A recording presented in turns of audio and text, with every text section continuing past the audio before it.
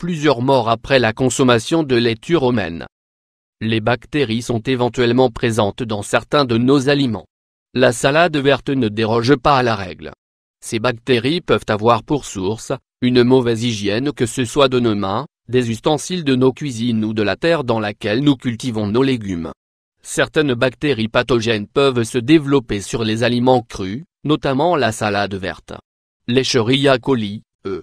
coli, en est la plus dangereuse et la plus mortelle. Chaque année, une épidémie causée par la bactérie Escherichia coli provoque des maladies gastriques et intestinales pouvant dégénérer chez certains sujets, notamment les femmes enceintes, les enfants en bas âge, les personnes âgées ainsi que les personnes dont le système immunitaire est faible. En France, 69 cas d'intoxication ont été enregistrés en 2005.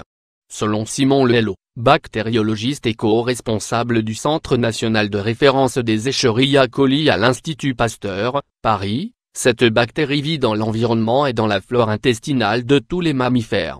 Toutefois, il existe un type de coli considéré comme pathogène pour l'être humain, existant notamment dans l'intestin des bovins.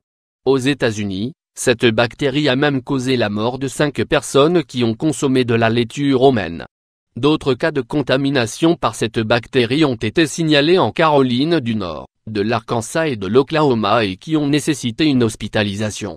Même si des mesures préventives ont été entreprises en détruisant tout l'approvisionnement infecté afin de protéger la population, on remarquait encore l'existence de laitue romaine dans les rayons des supermarchés. E. coli est source de contamination. La bactérie E. coli est transmissible à l'homme par le biais d'aliments contaminés, comme la viande crue ou mal cuite ou par d'autres légumes contaminés et mal nettoyés, notamment la laitue. On associe le plus souvent cette contamination de ce légume à un contact direct avec les matières fécales provenant des bovins. La laitue romaine poussant très près du sol, voit son risque de contamination s'accroître par les engrais biologiques à base de fumier. Le risque est d'autant plus élevé lorsque les laitues sont cultivées en voisinage avec des pâturages de bœuf. Cette bactérie vit naturellement dans les intestins des bovins et d'autres animaux. De ce fait, tous les fruits et légumes mis en contact par le fumier infecté peuvent en être contaminés. Symptômes de l'infection par le coli. Selon le Santé for Disease Control en Prévention, CDC, le temps d'incubation est de 2 à 8 jours avant de voir les symptômes de cette infection apparaître. La contamination peut se faire soit par contact direct de la bactérie, soit par un contact étroit avec une personne contaminée.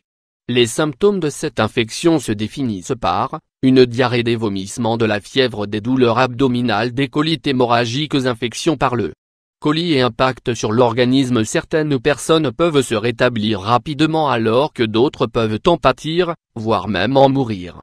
Les toxines libérées par la bactérie détruisent la paroi des vaisseaux sanguins et engendrent de ce fait une coagulation ainsi qu'une hypertension artérielle. Dans certains cas, la propagation de ces toxines peut atteindre le fonctionnement rénal et une diminution consécutive des globules rouges. D'autres cas de complications neurologiques peuvent être également enregistrés, pouvant même aboutir à un état comateux. Cependant, lorsqu'une diarrhée sanglante apparaît, accompagnée de douleurs abdominales sévères, une consultation médicale en urgence est de rigueur. Mesures préventives générales. Tout d'abord, lors de l'abattage, des règles sanitaires sont à respecter afin que la bactérie présente dans les bovins ne soit pas transmise à la viande. Par la suite, il est primordial d'observer des règles d'hygiène dans la préparation des aliments afin d'atténuer le risque d'une infection par la bactérie E. coli.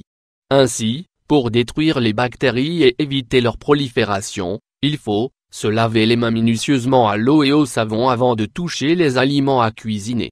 Nettoyer tous les ustensiles de cuisine ainsi que le plan de travail de cuisine, de préférence avec un désinfectant naturel comme le vinaigre blanc et le bicarbonate de soude. Éviter de toucher d'autres objets douteux pendant la préparation des repas. Bien cuire les aliments jusqu'à ce que la température atteigne 70 degrés C. Bien laver au vinaigre blanc les aliments qui seront consommés crus. Séparer les aliments crus des aliments cuits. Éviter la consommation de fromage au lait cru. Mesures préventives au sujet de la laitue. Laver les feuilles de la laitue avec de l'eau fraîche, mélangée à du vinaigre blanc. Rincer les feuilles de laitue jusqu'à disparition des saletés. Ne pas garder la laitue plus de 7 jours au réfrigérateur.